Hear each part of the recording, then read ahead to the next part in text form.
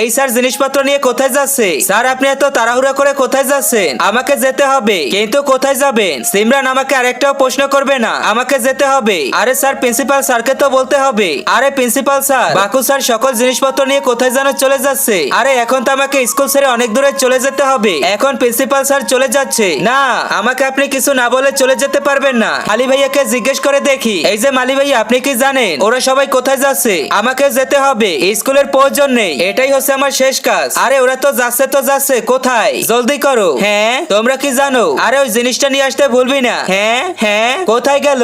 পেয়ে গেছি। এই ব্যাগের ভেতরে কি রাখলো? জলদি চলে যেতে হবে, জেনে তো ছাড়বই। আজকে দেখবো তুমি এই মন্দির ঘরটিকে বেশি ভালোবাসো নাকি আল্লাহর ঘরটিকে বেশি ভালোবাসো। যদি তুমি আল্লাহর ঘরটিকে সত্যি ভালোবেসে থাকো তাহলে ভিডিওটিতে একটি লাইক দিয়ে চ্যানেলটিকে সাবস্ক্রাইব করে দিবে।